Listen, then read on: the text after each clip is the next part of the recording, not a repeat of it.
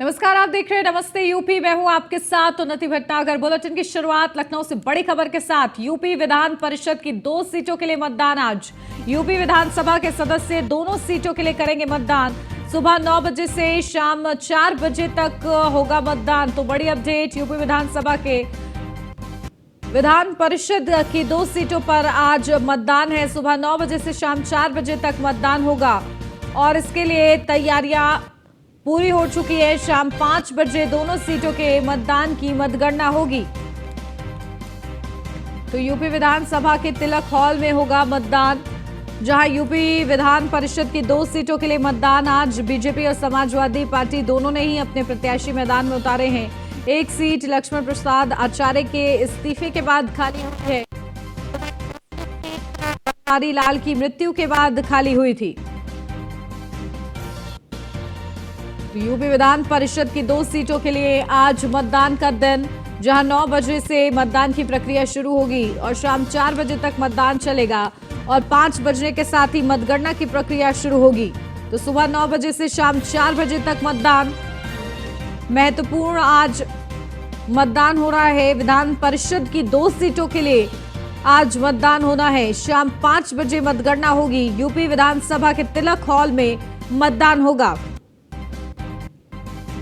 तो बीजेपी और समाजवादी पार्टी दोनों ने ही अपने प्रत्याशी मैदान में उतारे हैं और ऐसे में विधान परिषद में इन 2 सीटों पर समाजवादी पार्टी का प्रत्याशी जीतता है या भारतीय जनता पार्टी का, ये देखना महत्वपूर्ण रहेगा। लेकिन आज सुबह यानी कि सुबह 9 बजे से मतदान की प्रक्रिया शुरू होगी। शाम 4 बजे तक मतदान होगा और 5 बजने के साथ ही मतगणना की प्रक्रिया शुरू होगी। यूपी विधान परिषद की 2 सीटों पर मतदान का दिन आज मतदान होगा और इसको लेकर विशेष तैयारियां की जा चुकी हैं। शाम 5 बजे मतगणना की प्रक्रिया शुरू होगी।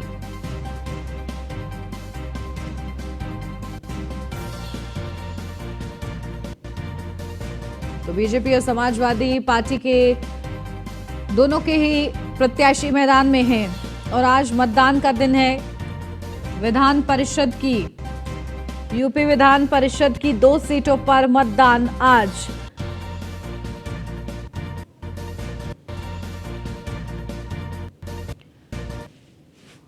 अपडेट देते हैं हमारे संवाददाता स्कंदता मिश्रा हमारे साथ जुड़ गई है। सीधा उन्हीं का रुख करते हैं। स्कंदता, क्या कुछ अपडेट? आज विधान परिषद की 2 सीटों पर चुनाव है।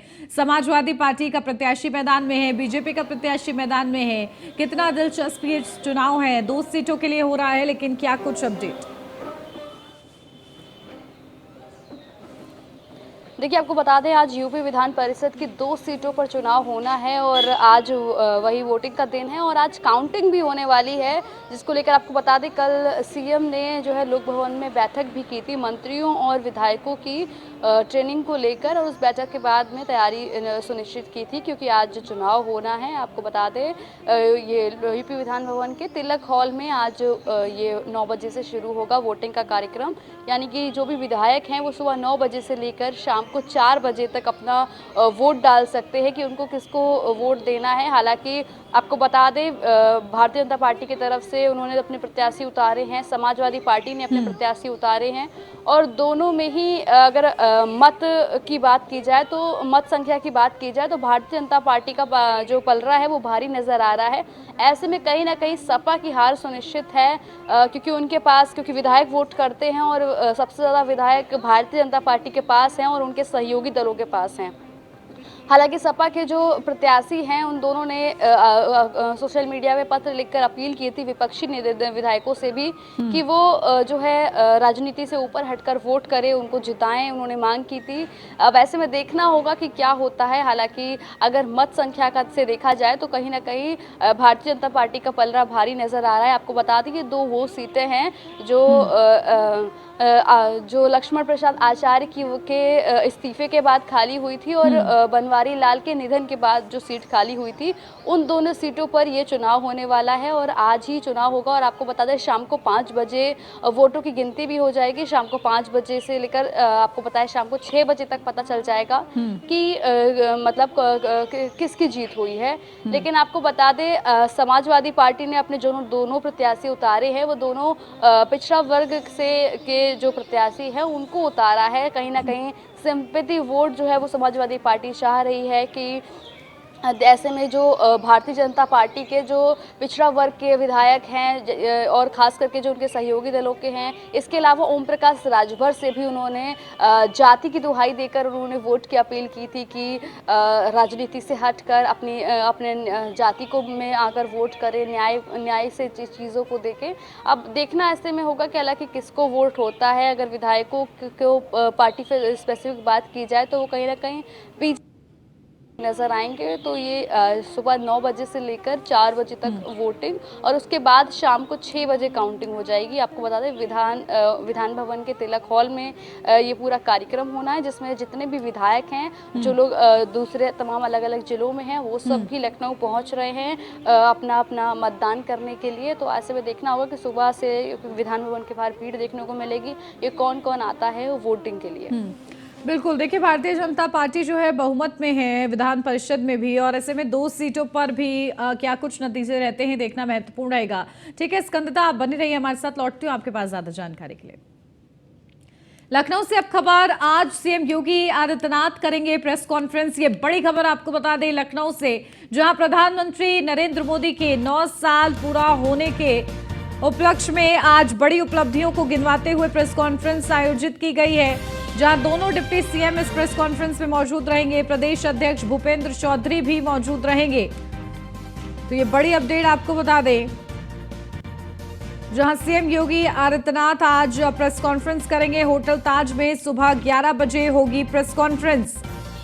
तो ये बड़ी अपडेट, प्रधानमंत्री नरेंद्र मोदी के 9 साल के कार्यकाल पर ये प्रेस कॉन्फ्रेंस है, जहां इस प्रेस कॉन्फ्रेंस में प्रधानमंत्री नरेंद्र मोदी के जो 9 साल का सफर रहा है, जो बड़ी उपलब्धियां रही हैं, उनको गिनवाने का प्रयास किया जाएगा।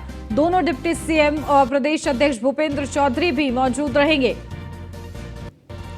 तो आज सीएम योगी आदित्यनाथ करेंगे प्रेस कॉन्फ्रेंस। होटल ताज में ये प्रेस कॉन्फ्रेंस होगी। सुबह 11 बजे का वक्त निर्धारित किया गया है। अपडेट लेते हैं, हमारी संवाददाता स्कंदिता बनी हुई है हमारे साथ। स्कंदिता, क्या कुछ अपडेट देखिए, आज CM Yogi Adityanath press conference करने वाले हैं, 9 साल की उपलब्धियों को गिनवाने का प्रयास होगा, और कल एक और बड़ी उपलब्धि नरेंद्र मोदी ने, प्रधानमंत्री ने अपने नाम कर ली है। देखिए आपको बता दें 9 साल का कार्यकाल प्रधानमंत्री नरेंद्र मोदी ने पूरा किया है, जिसको लेकर उन्होंने कल भी बातचीत हुई थी। इसको लेकर कल भी उन्होंने अपनी तमाम उपलब्धियां गिनवाई थी और आज सीएम योगी आदित्यनाथ इसको लेकर प्रेस कॉन्फ्रेंस करने वाले हैं। आपको बता दें आज होटल में ये प्रेस कॉन्फ्रेंस होगी, जहाँ पर खुद जो है सीएम योगी आदित्यनाथ मौजूद रहेंगे। इसके अलावा दोनों डिप्टी सीएम केशव प्रसाद मौर्य और ब्रजेश पाठक भी मौजूद रहने वाले हैं। और आपको बता दें भारतीय जनता पार्टी के प्रदेश अध्यक्ष भूपेंद्र सिंह चौधरी वो भी वहां पर मौजूद रहेंगे। ऐसे में जहां प्रधानमंत्री मोदी को 9 साल उनके कार्यकाल को पूरे हुए हैं, तो वहीं सीएम योगी आदित्यनाथ भी एक वो इंसान है जिन्होंने उत्तर प्रदेश जैसे बड़े राज्य में दोहरा शतक मारा है। उन्होंने पहले अपना एक कार्यकाल पूरा किया और दोबारा फिर मुख्यमंत्री बनकर आए हैं, तो उनके कार्यकाल को भी 9 कार्यकाल जो है वो भी दूसरा है, तो उसको लेकर भी तमाम उपलब्धियां हैं जो उन्होंने उत्तर प्रदेश के लिए की हैं। इसके अलावा प्रधानमंत्री मोदी का 9 साल का कार्यकाल पूरा हुआ है, तो उन्होंने क्या कुछ भेंट जो है वो उत्तर प्रदेश को दी है, उन सब तमाम चीज़ों पर भी जो है बातचीत होगी। प्रेस कॉन्फ्रेंस में आज योगी आदित्यनाथ तमाम उपलब्धियां गिनाते हुए नजर आएंगे। इसके अलावा जो लोग हैं वो सब भी मौजूद रहेंगे, पार्टी के भारतीय जनता पार्टी के जितने पदाधिकारी हैं वो सब भी वहाँ मौजूद रहने वाले हैं, सभी वरिष्ठ नेता वहाँ पर मौजूद रहेंगे।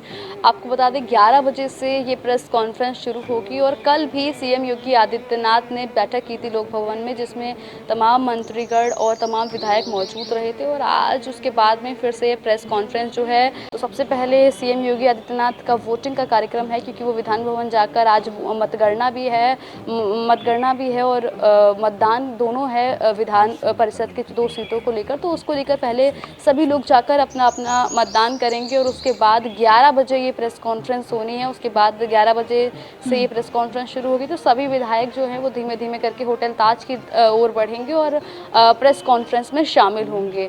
तो कहीं ना कहीं जो 9 साल में जो भी काम प्रधानमंत्री मोदी ने किए हैं या जो काम उत्तर प्रदेश में प्रधानमंत्री मोदी के नेतृत्व में योगी आदित्यनाथ ने किए हैं, उन सब की उपलब्धियों के बारे में जब मैं लोगों को बताना, और ख़ास करके भारतीय जनता पार्टी हमेशा से अपने जितने भी वरिष्ठ नेता हैं, पार्टी के जितने भी पदाधिकारी हैं, उन सबको भी जिम्मेदारियां सौंपने का काम करती है कि जो जो काम जनता के हित में किए हैं वो जनता तक पहुंचाए जाएं, जनता को जागरूक किया जाए, उन चीज़ों के बारे में बताया जाए कि क्या कुछ काम जो है वो प्रधानमंत्री मोदी ने किए हुए हैं या योगी आदित्यनाथ ने या भारतीय जनता पार्टी के जो शासन है उसमें उनको क्या कुछ चीज़ें मिली हैं, उत्तर प्रदेश का कितना कुछ विकास हुआ है, ये तमाम चीज़ें जो है वो जनता तक कैसे पहुँचाया जाए उसको लेकर वही देखना होगा। ऐसे में जो प्रेस कॉन्फ्रेंस चलेगी उसका क्या कुछ वर्चुअल शो भी होगा या आसपास के जो लोग हैं जो नहीं पहुंच सकते हैं उनके लिए, तो ऐसे में देखना होगा कि कौन कौन वहां पर पहुंचता है, क्योंकि मतदान भी है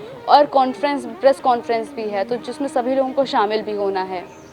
बिल्कुल। और देखिए, Bharatiya Janata party report card दिखाने वाली पार्टी है स्कंदता, और प्रधानमंत्री नरेंद्र मोदी तक के कार्यकाल का जो है आज खास तौर पर जो बड़ी उपलब्धियां हैं वो गिनवाने का प्रयास किया जाएगा। ठीक है स्कंदता, आप बने रहिए हमारे साथ, लौटती हूँ आपके पास ज़्यादा जानकारी के लिए। लखनऊ से अगली खबर, आज से बीजेपी का इन्फ्लुएंसर मीट, 600 से ज्यादा सोशल मीडिया वॉलंटियर्स और इन्फ्लुएंसर इसमें शामिल होंगे। आज सुबह 10 बजे से इंदिरा गांधी प्रतिष्ठान में शुरू होगा मीट। बीजेपी प्रदेश अध्यक्ष भूपेंद्र चौधरी करेंगे मीट का उद्घाटन। तो बड़ी अपडेट, सुबह 10 बजे से इंदिरा गांधी प्रतिष्ठान में शुरू होगा ये मीट, जहां बड़ी संख्या में इन्फ्लुएंसर्स इसमें शामिल रहेंगे। बीजेपी प्रदेश अध्यक्ष भूपेंद्र चौधरी करेंगे इस मीट का उद्घाटन। आज से बीजेपी का इन्फ्लुएंसर मीट का ये बड़ा कार्यक्रम रखा गया है। इस कार्यक्रम में करीब 600 से ज्यादा मीडिया वॉलंटियर और इन्फ्लुएंसर शामिल होंगे। तो सोशल मीडिया पर भी अपनी पकड़ अच्छी करने की कोशिश भारतीय जनता पार्टी की। सुबह 10 बजे इंदिरा गांधी प्रतिष्ठान में ये मीट का कार्यक्रम शुरू होगा। बीजेपी प्रदेश अध्यक्ष भूपेंद्र चौधरी इसका उद्घाटन करेंगे। तो लखनऊ से ये बड़ी खबर, आज से बीजेपी का इन्फ्लुएंसर मीट और सोशल मीडिया इन्फ्लुएंसर भी इसमें शामिल रहेंगे। 600 से ज्यादा सोशल मीडिया वॉलंटियर्स और इन्फ्लुएंसर इसमें शामिल होंगे। सुबह 10 बजे इंदिरा गांधी प्रतिष्ठान पर कार्यक्रम आयोजित रहेगा, जहां इस कार्यक्रम में बीजेपी प्रदेश अध्यक्ष भूपेंद्र चौधरी मीट का उद्घाटन करेंगे।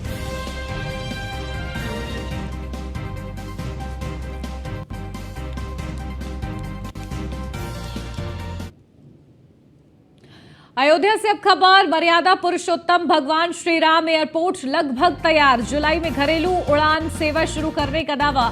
डायरेक्टर एयरपोर्ट विनोद कुमार का बयान। रनवे का 95% कार्य पूरा, टर्मिनल का 75% कार्य पूरा। जून के प्रथम सप्ताह तक पूरा हो जाएगा रनवे का कार्य, जुलाई तक पूरा हो जाएगा टर्मिनल का कार्य। तो रनवे का 95% कार्य पूरा और इसी के साथ टर्मिनल का 75% कार्य पूरा। ये बड़ी जानकारी साझा की है डायरेक्टर विनोद कुमार ने।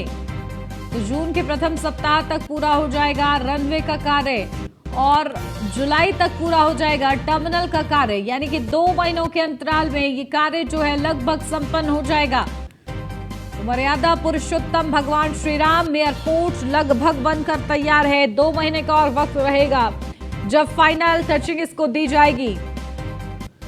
डायरेक्टर एयरपोर्ट विनोद कुमार ने ये बड़ी जानकारी साझा की है।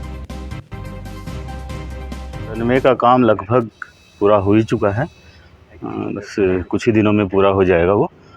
मई एंड तक हम उम्मीद करते हैं, नहीं तो जून के फर्स्ट वीक में बिल्कुल पूरा हो जाएगा रनवे का काम। और जहाँ तक बिल्डिंग का काम है, बिल्डिंग का काम उम्मीद है कि जुलाई में पूरा हो जाएगा। अब तक कितने % काम पूरे हो चुके हैं? लगभग 75% काम पूरा हो गया है बिल्डिंग का भी, और रनवे का 95% काम पूरा हो गया है। और अभी आप देख रहे हैं कि एक यूनिवर्सिटी बिल्डिंग है, हम लोग जल्दी ही उसके अंदर अपना ऑफिस भी शिफ्ट करने वाले हैं। जैसे जो दिक्कतें आ रही है अभी तक जो है, जैसे कि जो लोगों का मकान हो इसके लिए जो दिक्कतें थोड़ी सी ऑब्स्टेकल्स के लिए दिक्कतें आ रही हैं हमें, लोग थोड़ा सा इतनी जल्दी नहीं मानते हैं, लेकिन प्रयास जारी है और प्रशासन के सहयोग से, लेखपाल जी के सहयोग से और तहसीलदार के सहयोग से, हमारे डीएम साहब भी हमारे बहुत कोऑपरेटिव हैं, तो उनके सहयोग से हम लोग ऑब्स्टेकल्स को गिराने में भी लगे हुए हैं और जून एंड तक सारे ऑब्स्टेकल्स उम्मीद है। बुलंदशहर में व्यापारी से हथियारों के बल पर 3.50 लाख रुपए की लूट को अंजाम दिया गया। वहीं लूट का विरोध करने पर व्यापारी पर चाकुओं से हमला किया गया। फिलहाल पुलिस वारदात को जांच के आधार पर संदिग्ध मान रही है। बताया जा रहा है कि व्यापारी दुकान को बंद कर घर लौट रहा था जिस वक्त इस घटना को अंजाम दिया गया। तो बदमाशों ने हथियार के दम पर व्यापारी से लूट की है। 4 बदमाशों ने व्यापारी से 3 लाख से ज्यादा की लूट की है। तो बदमाशों ने हथियारों के बल पर लूट को अंजाम दिया है। बताया जा रहा है कि व्यापारी अपनी दुकान बंद कर घर वापस लौट रहा था और इसी दौरान उसके साथ ये घटना हुई है।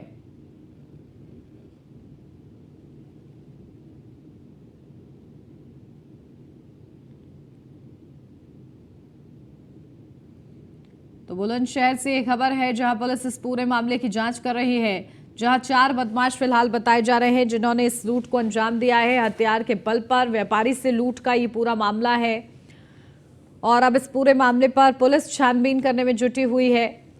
चोरों का आतंक ज्यादा ना बढ़े, इसको लेकर विशेष अभियान पुलिस की तरफ से चलाया जा रहा है और इसी अभियान के तहत उन 4 बदमाशों को भी ढूंढने का प्रयास जारी है। तो 3 लाख से ज्यादा की लूट बदमाशों ने की है, जहां व्यापारी दुकान बंद करके घर वापस लौट रहा था और इसी दौरान उसके साथ लूट की घटना को अंजाम दिया गया है।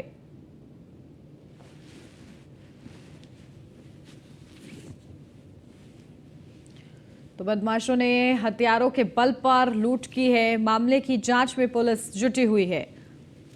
तो बुलंदशहर से ये पूरी खबर है जहां 4 बदमाशों ने व्यापारी से 3 लाख की लूट की है और इस लूट को लेकर अब पुलिस जांच में जुटी हुई है।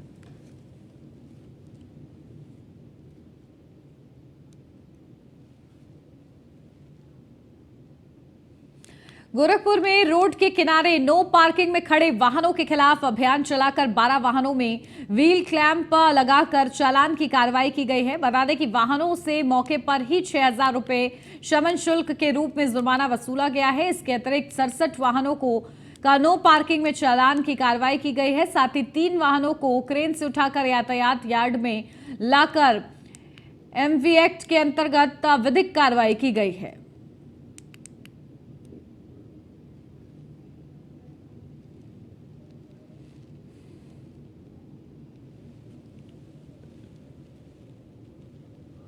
तो नो पार्किंग जोन में खड़े वाहनों पर कार्रवाई की तैयारी और इस दौरान किस तरीके से चेकिंग अभियान चलाया गया और जुर्माना लगाया गया ऐसे वाहनों पर जो कि नो पार्किंग जोन में खड़े हुए पाए गए और इसको लेकर टीम्स ग्राउंड जीरो पर किस तरीके से तैनाती के साथ काम कर रही थी उस वक्त की ये तस्वीरें हम आपको दिखा रहे हैं, जहां तत्परता के साथ काम किया गया है और कोशिश यही है कि नो पार्किंग जोन में कोई भी वाहन ना खड़ा हो ताकि यातायात से जुड़ी जो समस्याएं सामने आती हैं वो आगे ना बढ़े।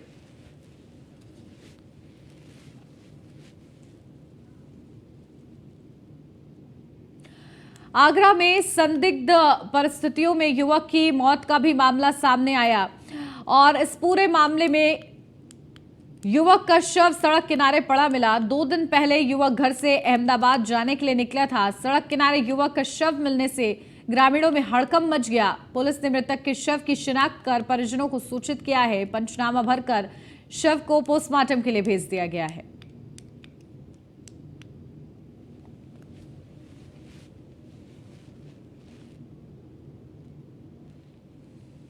तो ये पूरा मामला आगरा से सामने आया है।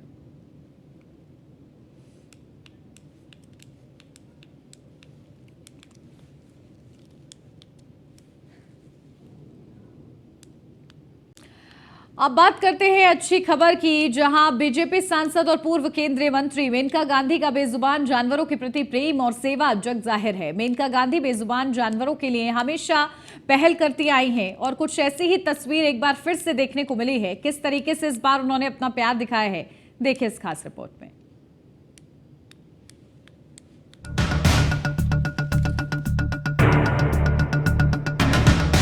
पौधे, जानवर और इंसान अपने अस्तित्व को बचाए रखने के लिए एक दूसरे पर निर्भर हैं।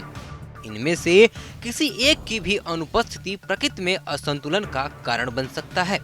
इसी को लेकर बीजेपी सांसद और पशु प्रेमी मेनका गांधी ने बेजुबान जानवरों की सुरक्षा के लिए SPCA गठन की मांग की है।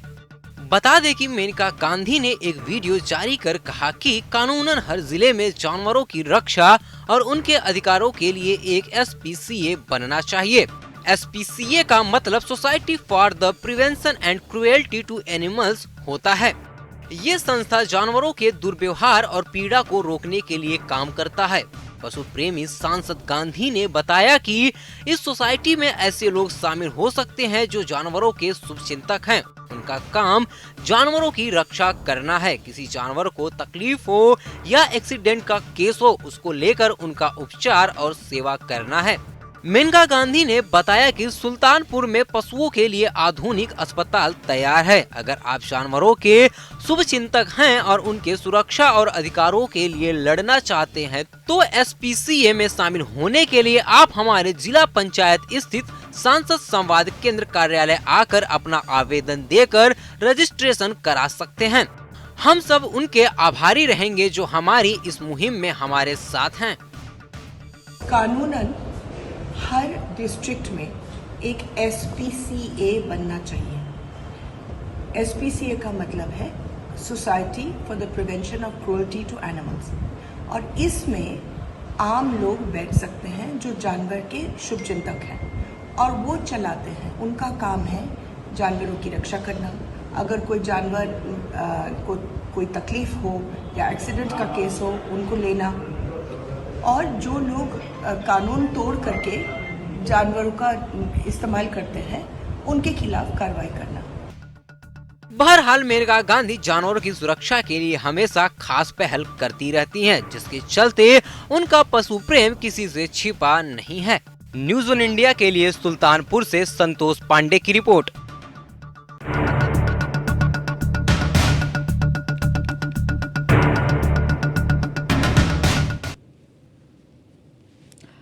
तो आपने देखा किस तरीके से मेनका गांधी ने बेजुबान जानवरों पर प्यार लुटाया और किस तरीके से वो एक पहल कर रही हैं, ये वाकई सराहनीय है। आजकल ईमानदारी के उदाहरण कम ही देखने को मिलते हैं, और वो भी जब मामला लाखों रुपए का हो। लोगों का ईमान कुछ हजार रुपयों में ही डोल जाता है, लेकिन इन सब के बीच भी कुछ लोग ऐसे होते हैं जिनके लिए ईमानदारी ही सब कुछ होती है। एक ऐसी ही खबर झांसी से भी सामने आई है, जब एक टैक्सी ड्राइवर ने ईमानदारी की बड़ी मिसाल पेश की और लोगों का दिल जीत लिया। देखिए रिपोर्ट।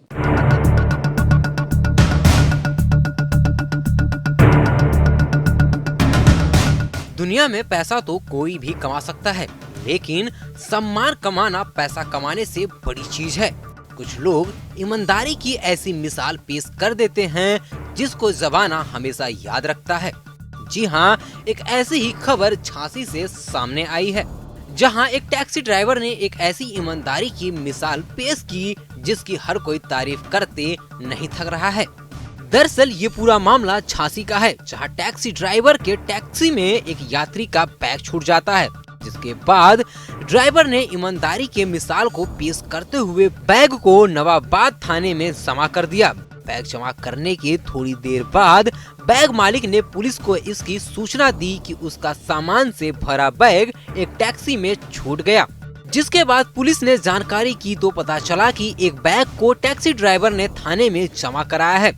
उसके बाद पुलिस ने टैक्सी ड्राइवर और बैग के मालिक को थाने में बुलाकर उसका बैग उसके मालिक को लौटा दिया। सर, सिपरी बाजार मसीहागंज चौकी से इन लोगों को मैं बैठाल के ले आया, पैसेंजर में बैठाल के ले आया। पैसेंजर को मैंने लाइट चौड़ाई पे छोड़ा ऑफिस शताब्दी ऑफिस के पास। तो इसके बाद में इनका बैग रह गया, तो मैंने पीछे मुड़ के नहीं देखा कि बैग है गाड़ी में। मैं यहाँ से जीवनसा तरफ को गया, जीवनसा से मैं बीगेडी गया, बीगेडी से मुझे मिली सिपरी की सवारी, सिपरी की सवारी से लेके मैं आवास विकास पहुँचा। आवास विकास जाके मैंने चौराहे पे जाके राजश्री ली, राजश्री लेके पीछे मुड़ के देखा तो बैग, तो मैंने बाद थाने में आके मैंने जमा कर दिया। आपके पास किसी का फ़ोन आया था क्या? नहीं सर, मेरे पास किसी का फ़ोन नहीं आया सर। तो आपने अपने मर्जी से बैग जमा करा? मैंने सर अपनी मर्जी से बैग जमा किए सर। उस बैग में क्या क्या था? सर मैंने खोल के नहीं देखा, लड़की बताती है उसमें गोल्ड था। बहरहाल टैक्सी ड्राइवर के इस ईमानदारी की जमकर सराहना हो रही है और लोग तारीफ करते नहीं थक रहे हैं। न्यूज़ 1 इंडिया के लिए झांसी से राजीव दीक्षित की रिपोर्ट।